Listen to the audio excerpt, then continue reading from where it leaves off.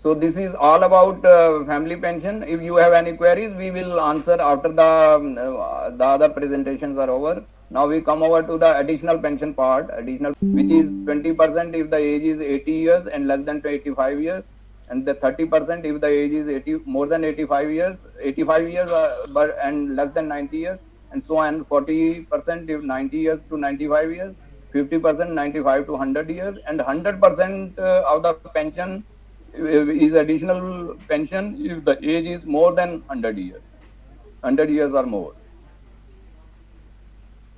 This is, it is important because there are some issues that when is this available, this family additional pension, it is on completion of that age, 80 years or 85 years, not when you enter the age of 80 years. That is as per our rules. Only after you complete the age of 80 years and enter into 81st year of age, then only you are entitled to additional pension of 20%, not when you reach 79 years and enter the age of 80 years. Then, but one thing is that this additional family pension or pension is admissible from the first of the month in you complete the age of 80 years. If, for example, if the date of birth is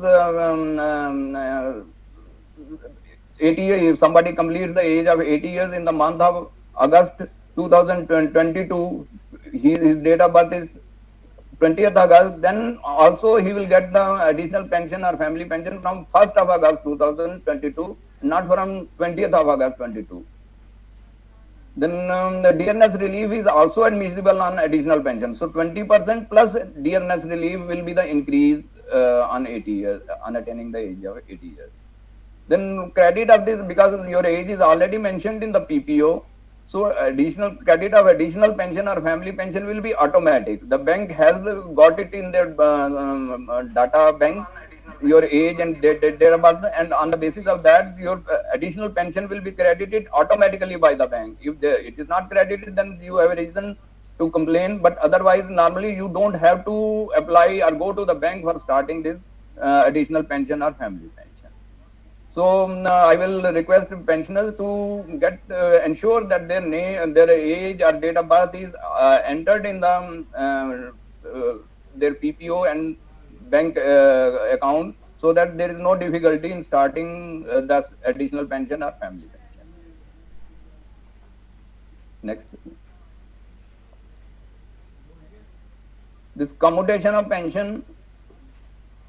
Next. As you all know, commutation is optional. Most of you must have already commuted this pension, and it was earlier it used to be 1/3 of the basic pension before 1196, and after that it has been this limit has been increased to 40%. So anybody can commute either 40% or even less than 40% of the basic pension. And if you commute the pension within 1 year of the retirement, then there is no medical examination. But if you commute pension after 1 year, then you will have to undergo a medical examination for getting this commuted pension. So there is a commutation factor. Earlier it used to be higher. It must have been higher when you retired, but it has been earlier it was 9 point something, and now it is 8.194. So it has been reduced by around 15% from 2006. Next. There are some important points to be noted here is that on commutation of pension, if you commute the pension, the dearness relief is admissible on the entire pension before commutation.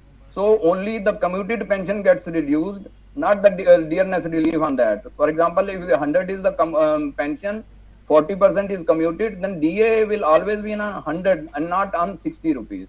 And even after pay commission, if 100 gets revised to 300, DA will be on 300 and not 300 minus 40. So DA will always be on the entire original pension and not pension after deduction of commuted pension. And another important point is that deductions are not made from family pension. If some pensioner dies before the restoration of the commuted pension, because this commuted pension is restored after 15 years. So if a pensioner dies before this 15-year period and pension is not restored, commuted pension is not restored, and family pension starts, then the committed part of the pension is not deducted from the family pension. Family pension will be given in it, total whatever is entitled to. There will be no deduction in regard to this commuted pension from the family pension.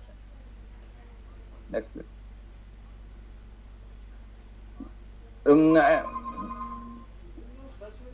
Before 1986, as you know, this commuted pension was not restored at all. It is only after a Supreme Court judgment in 86 that the commuted pension is now restored after 15 years.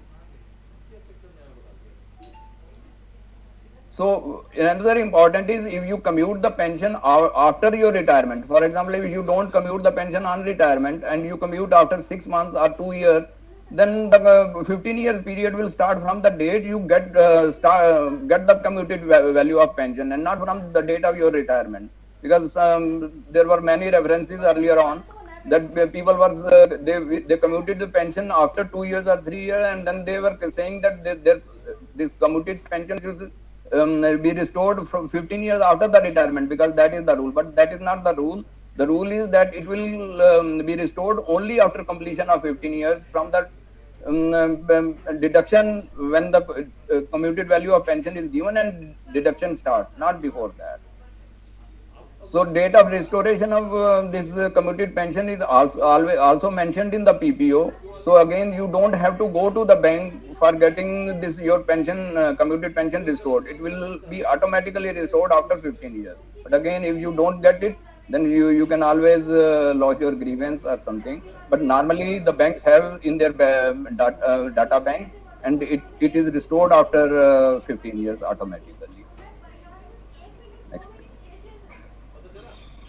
So in addition to this family pension, additional pension and commuted pension, we have added one slide which is also of interest to you, that is regarding fixed medical allowance.